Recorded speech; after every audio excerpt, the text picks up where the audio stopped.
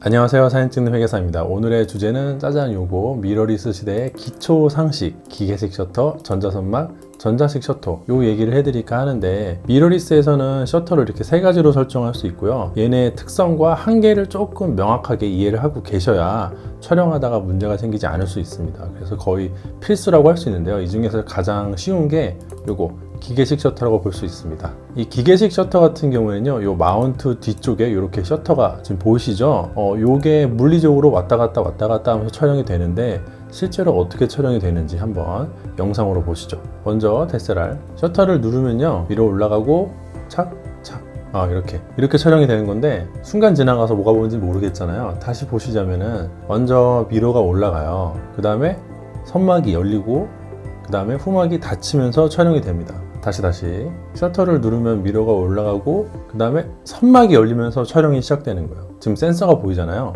여기에서 지금 촬영이 되는 거고, 그 다음에 촬영이 끝나면은 예를 들어 뭐 60분의 1초다 120분의 1초다 하면요, 선막이 출발한 60분의 1초 뒤에 혹은 120분의 1초 뒤에 후막이 출발해가지고 센서를 이렇게 가립니다. 그러면은 촬영이 끝난 거예요. 그 다음에 DSLR 같은 경우에 다시 미러가 내려오겠죠? 이 미러가 위로 올라가면요, 뷰파인드에서 아무것도 보이지가 않아요. 이렇게 미러가 내려와 있어야 뷰파인드에서 뭐가 보입니다. 미러리스 같은 경우는 어떠냐? 미러리스 같은 경우에는요, 일단 한번 보시죠.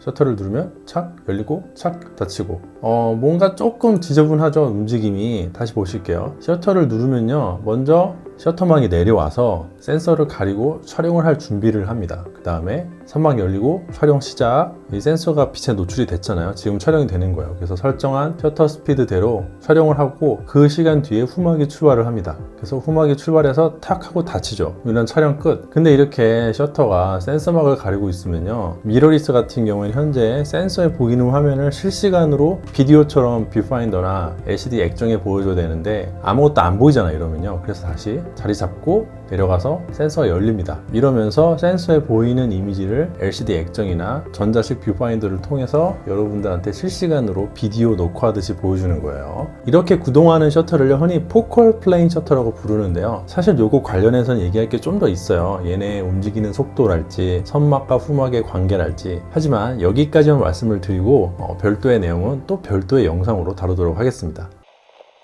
오늘의 주제는 포컬 플레인 셔터가 아니라 기계식, 전자식, 전자선막의 관계를 다루고자 하니까 그 다음은 이제 전자식 셔터를 보도록 할게요. 이 전자식 셔터 같은 경우에는 무음 모드라고 되어 있는 경우도 있고, 조용한 촬영이라고 되어 있는 경우도 있고, A9처럼 전자식 셔터라고 되어 있는 경우도 있습니다. 이름은 여러 가지인데요, 결국에 얘네 세 가지 모두 다 전자식 셔터라고 보면 되고요. 얘네 구동 모습을 한번 보시면은 굉장히 허무하실 거예요. 자, 셔터를 누르겠습니다. 짜잔! 이게 촬영이 된 거예요. 다시 셔터를 누를게요. 짜잔! 촬영이 다 끝났어요. 아무런 움직임이 없죠. 당연하죠. 왜냐면은 전자식으로만 움직이니까. 근데 이렇게만 보면은 안에서 어떤 일이 일어나고 있는지 정확하게 알 수가 없잖아요.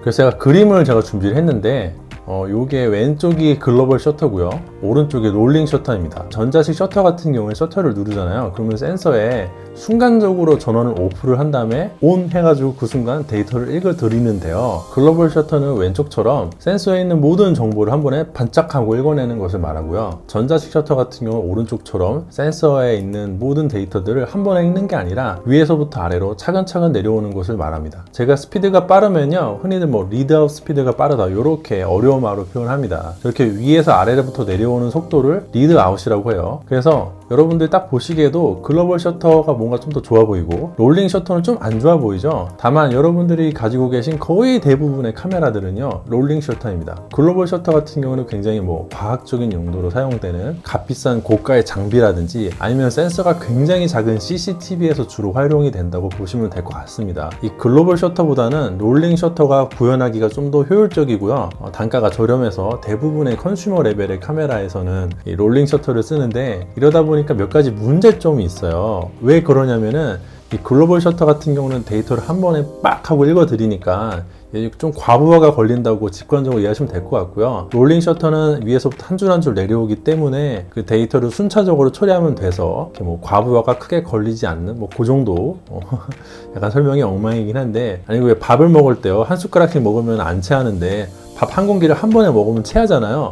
딱 그 정도 레벨에서 이해하시면 될 것 같네요. 아무튼 그렇게 밥 공기를 한 숟가락씩 먹다 보니까 문제가 좀 생기는데, 첫 번째가 이 플리커에 좀 취약해요. 이 플리커라는 게 조명이 깜빡깜빡하고 있어요. 대부분의 조명은 깜빡깜빡하고 있습니다. 형광등 같은 경우에는 60분의 1초 정도로 깜빡깜빡하고 있죠. 이게 우리 눈에는 잔상이 남아서 그게 보이지가 않아요. 실제로는 깜빡깜빡 하는데 우리 눈에는 연속적인 빛으로 보이는 것이죠. 하지만은 이 롤링 셔터로 촬영하면요, 위에서부터 한 줄로 내려가다 보니까 그 깜빡깜빡하는 조명의 깜빡거림이 사진에 담기면서 사진이 얼룩덜룩하게 찍힙니다.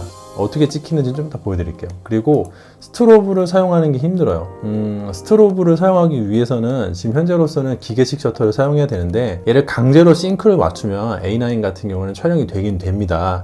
하지만 어쨌든 기계에서는 자동으로 정상적으로 촬영할 수는 없는 상태예요. 현재까지 스트로브를 사용할 수 있는 전자식 셔터는 없다고 보시면 되고요. 저게 돼야 전자식 셔터가 완성이 되었다고 할 수 있을 것 같습니다. 어쨌든 현재는 안 돼요. 그리고 세 번째가 젤로 현상이 발생합니다. 이것도 제가 좀 이따 보여드릴게요. 일단은 플리커부터 보시자면은 여기 얼룩덜룩하죠. 이 사진은 제가 소니 α7 R4로 촬영을 했고요. 조용한 모드를 켜고 촬영을 했습니다. 보시면은 굉장히 좀 지저분하게 줄무늬가 이렇게 남아있는 거 보이시잖아요. 그렇죠.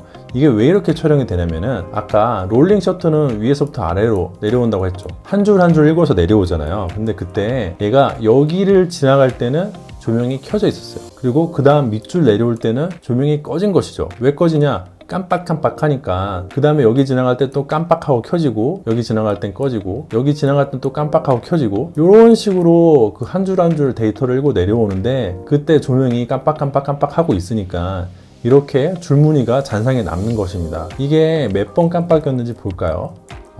한 번, 두 번, 세 번, 넷, 다, 일곱, 여덟, 아홉, 열, 12번 정도 롤링 셔터가 한 번 사진을 찍을 때 조명이 12번 깜빡인 거예요. 이렇게 롤링 셔터는 상당히 플리커에 취약합니다. 그렇다고 전자식 셔터가 항상 플리커가 발생하는 건 아닙니다. 셔터 스피드가 느려지면은 플리커 현상이 완화돼요. 자, 이렇게 셔터 스피드가 느려질수록 플리커가 점점 연해지는 걸 볼 수 있는데요. 모양 자체는 크게 변동은 없어요. 정확히 12개나 13개 줄이 지금 보이는데, 이거는 변동이 없고, 다만 점점 옅어지다가 그러다가 일정 셔터 스피드를 넘어가면은 확실하게 희미해지고 100분의 1초가 되면은 잘 안 보이게 됩니다. 그렇죠? 재밌는 포인트는 셔터 스피드가 느려져도 모양의 변화 자체는 없다. 12개 정도는 항상 유지된다는 것인데, 이것은 롤링 셔터가 위에서 아래로 내려오는 리드아웃 속도가 일정하다는 걸 뜻합니다. 이 플리커가 없어지는 셔터 스피드는 조명에 따라 다르니까 정해진 정답은 없고요. 대체로는 120분의 1초, 60분의 1초 정도로 느려지면은 플리커가 대체로는 다 없어집니다. 그리고 기계식 셔터라고 플리커가 없다는 건 아니고요. 다만 전자식 셔터에서 플리커가 훨씬 심하게 나타납니다. 그렇다면은 전자식 셔터가 꼭 나쁜가?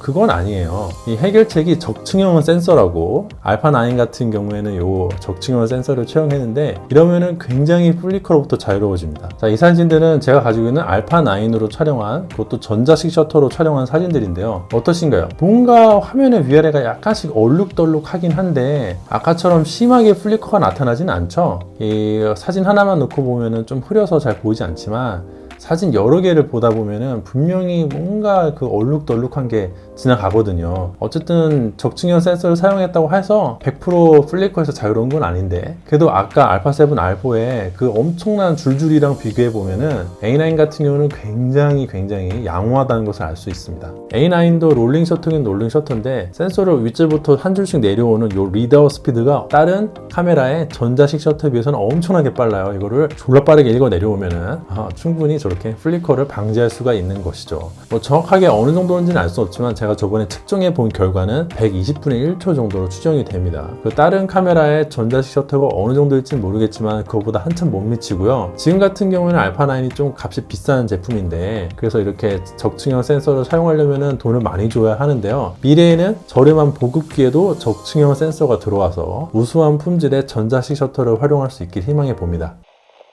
그리고 전자식 셔터 단점이 젤로 현상이 심하다는 것인데, 이건 제가 실험을 한번 해봤습니다. 집에 있는 선풍기 뚜껑을 따고 촬영을 해봤는데요. 세팅은 똑같이 했어요. 이게 기계식 셔터고 이게 전자식 셔터예요. 자, 어때요? 안에 이 프로펠러라고 해야 되나? 이 선풍기 날이 약간 흔들리긴 했지만 특별히 이상 현상을 느낄 수 없잖아요. 하지만 이거를 전자식 셔터로 촬영하면은 이렇게 이상하게 휩니다. 이렇게 휘는 거 많이 보셨죠? 특히 경비행기 같은 거 촬영하잖아요. 그 프로펠러 막 돌아갈 때 롤링 셔터 기반의 일반적인 카메라로 촬영하면요, 저 프로펠러가 이런 식으로 이상하게 촬영이 돼요. 요런 게 바로 이제 뭐 젤로 현상이라고 보면 될 것 같습니다. 빠르게 움직이는 물체를 촬영하면은 이렇게 모양이 좀 어그러져요. 왜냐면은 이걸 한 번에 딱 하고 찍어내야 되는데 얘는 엄청 지금 빠르게 움직이고 있는데 이걸 위에서부터 한 줄 한 줄 내려오다 보니까 이 내려오는 도중에 얘가 움직이거든요. 그래서 이렇게 이상하게 촬영이 되는 것이에요. 특히 보면 이렇게 플리커도 보이고 젤로 현상도 보이고, 실내에서는 이렇게 고속 셔터, 좀 이렇게 빠르게 셔터 스피드를 활용할 때는 전자식 셔터를 활용하기가 역시는 어렵습니다. 아무튼 이래가지고 대부분의 카메라에서는요, 전자식 셔터라는 말을 조금 사용하지 않고요, 무음 모드라든지 조용한 촬영 이런 이름으로 하는 게 이런 문제점이 있다는 것을 알려주기 위해서, 야, 전자식 셔터가 기계식 셔터랑 1대1로 동등한 개념은 아니다. 얘는 무음 모드, 즉 굳이 네가 평소에 사용하지 않다가 조용하게 촬영을 할 때만 사용해야 되지 얘는 좀 사용하지 마라, 뭐 이런 식이라고 보시면 될 것 같습니다. 아까 말씀드린 대로 빨리 그 적층형 센서가 이런 일반적인 카메라에도 다 탑재가 돼서 이런 젤로 현상으로부터 자유로워지기를 좀 희망해 봅니다. 자, 그 다음에는 오늘의 이제 주제라고 할 수 있는 전자선막인데요. 전자선막이라는 것은요, 기계식과 전자식의 짬뽕이라면 될 것 같아요. 이 선막과 후막이 있다고 했잖아요. 아까 기계식 보시면은 선막이 먼저 열리고 촬영 시작되고 후막이 닫히면서 끝나죠. 그때 그 선막만 전자식으로 활용하는 것이에요. 이것도 영상으로 보실게요. 촬영 시작, 후막 닫히고 촬영 끝. 다시 보시면은 촬영을 누르는 순간 전자식으로 선막이 열려요. 우리 눈에는 안 보이지만 전자식으로 순간적으로 전원을 껐다가 켜면서 전자식으로 선막이 열리고요. 그 다음에 후막은 이렇게 물리적으로 실제로 닫힙니다. 그 다음에 이제 자리 잡고 센서 다시 개방해주고, 이 센서가 개방되는 거는 사진 촬영하려고 개방된 게 아니라 여러분들한테 실시간으로 현재 렌즈를 통해 들어오는 빛을 보여주기 위해 열리는 것이고요. 일부 기종의 경우에는 기계식 셔터가 없고요, 이렇게 전자 선막만 활용해야 되는 기종도 있고, 또 소니 같은 경우에는 프론트 셔터라고, 일렉트로닉 선막 프론트 셔터라고, 요거를 기본 세팅으로 카메라를 처음 사시면 온으로 해놔요. 그래서 상당히 그 제조사들이 전자선막을 좋아하는데 왜 그러는가, 그걸 왜 만들었을까? 제 개인적인 뇌피셜이지만 셔터렉 때문에 만들었다고 저는 생각을 합니다. 이 셔터렉이란 게 뭐냐면요, 내가 셔터를 누른 다음에 실제로 촬영될 때까지의 그 약간의 차이가 있어요. DSLR 보시면요, 셔터를 누른 다음에 이렇게 미러가 올라오는 요 타이밍, 요게 셔터렉이에요. 저는 아까 셔터를 눌렀지만 지금 이제사 선막이 열린 거잖아요. 그러면 요 사이에 그 미러가 올라가는 사이에 요 시간, 요게 바로 셔터렉입니다. 짧은 시간이긴 하지만은 내가 셔터를 눌렀을 때 바로 촬영이 시작되진 못해요. 미러리스도 마찬가지인 게, 이 셔터를 누르잖아요. 그러면은 셔터 막이 내려와서 자리를 잡고 선막이 올라가는 요때까지의 타이밍, 이게 셔터렉입니다. 이래가지고 여러분들이 움직이는 물체를 촬영하다 보면요, 가끔 나는 제대로 셔터를 눌렀는데 조금 늦게 촬영되는 경우가 있습니다. 예를 들어 그 점프샷 같은 거 촬영하시다 보면 많이 느끼실 텐데, 분명히 제대로 눌렀는데 사진은 조금 뒤에 찍히는 뭐 그런 게 있어요. 그래서 당연히 이거는 DSLR도 있고 미러리스도 있는데, 과거에는 미러리스가 조금 더 셔터렉이 심하다고 아우성이었습니다. 이유는 모르겠지만 아무래도 DSLR 같은 경우에는 그 선막이 이미 내려서 닫혀 있으니까 미러 올라간 다음에 이 선막만 싹 내려주면 촬영이 시작되니까 동작이 심플해서 조금 더 빨랐던 것 같고요. 미러리스 같은 경우에 센서가 열려 있는데 이게 셔터가 자리를 잡고 그 다음에 열어줘야 되니까 내려와서 한번 멈칫하고 올라가야 되니까 좀 느렸던 게 아닌가 싶긴 해요. 근데 실제로 촬영을 해보면은 꼭 그렇지만도 않아요. 둘을 같이 놓고 보시면요, 촬영되는 게 거의 뭐 별반 차이가 없습니다. 이 선막이 열릴 때까지의 과정은 뭐 그렇게까지 차이가 없어요.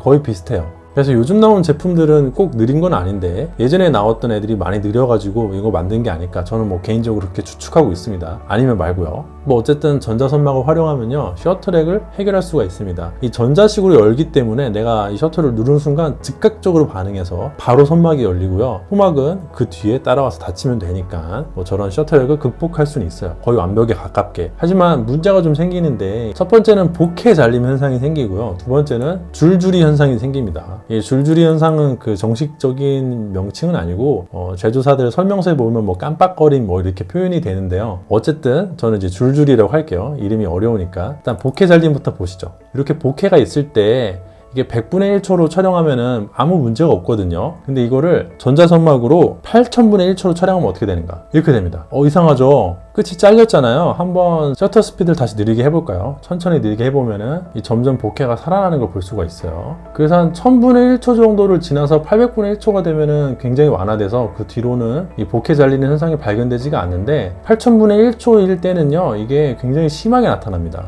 이게 다 전자선막으로 촬영된 사진들이기 때문에 전자선막 사용한다고 무조건 보케가 잘리는 건 아닌데, 대체로 1000분의 1초 이상의 고속 셔터를 사용하면요, 이렇게 보케가 잘리는 현상이 나타납니다. 이게 뭐 나쁘냐? 사람마다 의견은 다르겠지만 제 눈에는 별로 예뻐 보이지 않아요. 그 다음에 줄줄이 현상인데, 이거는 특정한 조명에서 사진에 이상한 줄줄이 무늬가 나타나는 걸 말합니다. 이 특정한 조명 중에서 가장 여러분들이 쉽게 만날 수 있는 게 바로 스트로브예요. 자, 이거 제가 스트로브 사용하면서 전자선막으로 촬영한 사진인데 굉장히 이상한 줄무늬가 나타나죠. 어떻게 보면 플리커랑 모습이 조금 비슷한 것 같긴 한데 플리커보다 훨씬 모양이 잘고요. 그리고 아까 플리커는 셔터 스피드가 느려진다고 해서 저 줄무늬 무늬 자체가 변하지는 않았어요. 모양은 안 바뀌고 일정 선 넘어가면은 옅어지면서 없어졌는데, 얘는 모양도 바뀝니다.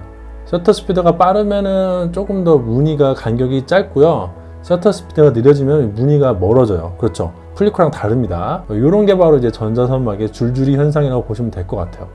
이거는 꼭 스트로브를 활용해야만 이렇게 되는 건 아니고요, 무대 조명에서도 굉장히 심하게 나타납니다. 근데 이거 가끔 밴딩 노이즈로 오해하시는 분들이 계시는데요, 보통 밴딩 노이즈라고 그러면 얘네 세 개를 다 밴딩 노이즈라고 해요, 이게. 근데 얘네는 동명이인, 이름만 같이 전혀 다른 그 존재들이거든요. 일단 요거는 제가 좀 전에 보여드렸던 줄줄이 현상. 뭐 밴딩 노이즈라고 부를 수도 있어요. 뭐 이름이야 뭐라 부르든. 어쨌든 얘네랑은 다르다는 것만 아시면 돼요. 얘는 뭐냐면은 PDAF 스트립이라고 표현하기도 하는데 잘 안 보이시잖아요. 이걸 제가 확대해 볼게요. 짠, 보이시나요? 여기 이렇게 줄무늬들 보이죠? 이렇게 이상한, 여기도 이렇게 줄무늬가 있고, 여기 줄무늬 있고, 줄무늬 있고, 줄무늬 있고, 줄무늬 있고, 줄무늬 있고, 뭔가 이렇게 흰 줄이 지나가잖아요. 이게 소니 초창기 미러리스 카메라들이 이런 문제가 있어가지고 소비자들 불만이 많았어요. 역광상에서 이렇게 센서에 있는 PDAF 초점 맞추라고 넣어놨던 측거점이 보이는 현상이다 라고 추정이 되는데, 정확한 건 저도 잘 모르겠습니다만 어쨌든 간에 흔히 그냥 밴딩 노이즈라고 하면요, 요걸 말해요. 지금 보면 여기 광원이 있잖아요. 이렇게 역광상에서 지금 잘 보이진 않지만은 사진 전체는 아니고 이 조명이 난반사되는 일부 구간에서 지금 머리카락 부분도 요 줄이 지나가거든요. 이렇게 줄줄줄 지나가는 요런 게 바로 이제 밴딩 노이즈라서 특히 웨딩 촬영하시는 분들이 불만이 많았는데, 요즘에는 이런 말이 많이 나오지 않고 있어요. 왜냐면 DP 리뷰에서는 이거를 소니 스트리핑이라고 불렀어요. 우리는 이제 한국에선 밴딩 노이즈라고 불렀지만 요 문제에 대해서 이렇게 다루는 기사가 있어요. 이거는 제가 상세 설명에다가 링크 달아 놓도록 하겠습니다. 오리지널 로우에서 추출한 JPEG에서는 이렇게 밴딩 노이즈가 보이는데 보정한 로우에서는 밴딩 노이즈가 안 보입니다. 아무튼 이거를 소프트웨어적으로 해결할 수 있으니까 궁금하신 분들은 요거 한번 읽어보시길 제가 권해드립니다. 그리고 마지막으로 이렇게 사진의 노이즈가 일정한 패턴을 가지는 경우가 있어요. 이건 니콘의 옛날 DSLR 카메라로 촬영한 사진 샘플인데요. 이 보시면은 고감도에서 노이즈가 자글자글하게 올라올 때 부드럽고 예쁘게 올라오는 게 아니라 이렇게 줄줄줄 무늬가 나면서 올라오거든요. 이것도 역시나 밴딩 노이즈라고 하고요. 원래 밴딩 노이즈라고 하면 요걸만 해요. 이 노이즈 패턴 오브 노이즈, 패턴 노이즈 뭐 여러 가지 이름이 있는데, 옛날에는 밴딩 노이즈라고 하면 요거 했고, 요즘에 한국에서 밴딩 노이즈라고 하면 요거고, 이거는 밴딩 노이즈라고는 잘 안 한다. 저는 이걸 이제 줄줄이라고 부르는데 얘네 세 개가 서로 다릅니다. 패턴 노이즈는 참고로 이렇게 꼭 줄무늬로 나타나는 건 아니고요. 구글에다가 이렇게 패턴 노이즈라고 검색을 해보면요, 여러 가지 그 패턴들이 있으니까 여러분들이 꼭 줄무늬만 있는 건 아니다, 패턴 노이즈라고 하면은 꼭 줄무늬를 상징하는 건 아니다, 그렇게만 아시면 될 것 같습니다. 네, 이렇게 해서 오늘 영상 마치도록 하고요. 오늘 영상으로 이 셔터에 대한 오해가 좀 풀리셨으면 좋겠네요. 미러리스 사용하다 보면은 기계식, 전자식, 전자선막 셋 다 사용해야 될 때가 있으니까 얘네 특성을 잘 이해하시는 게 좋고요. 전자식 셔터 같은 경우에는 완벽하게 사용하시려면요, 알파9이나 알파9 마크2를 구매하시는 방법밖에 없습니다. 지금으로서는 조금 성능이 많이 떨어지니까 정말 그 조용하게 촬영해야 될 때 그 플리커라든지 젤로가 없는지 한번 확인해 보시면서 조심스럽게 사용해 보시길 권하고요. 전자선막 같은 경우에는 카메라 사면은 초기 세팅이 전자선막으로 되어 있는 경우가 굉장히 많아요. 개인적으로는 전자선막을 저는 사용하지 않기를 권해드립니다. 요즘에 카메라들이 셔터력이 심하지가 않기 때문에 굳이 전자선막을 사용해야 되나, 보케도 잘리고 그 특정 조명에서 줄줄이도 나타나니까 저 줄줄이 나타나면 사진 망한 거예요. 회복이 안 됩니다. 그러니까 전자선막은 제가 이렇게 오프로 해놓으시기를 권해드리도록 할게요. 이상으로 진짜 마치도록 하고요. 오늘도 역시 제 영상이 도움이 되고 재미가 있었다면 좋아요와 구독 부탁드리도록 하겠습니다. 감사합니다.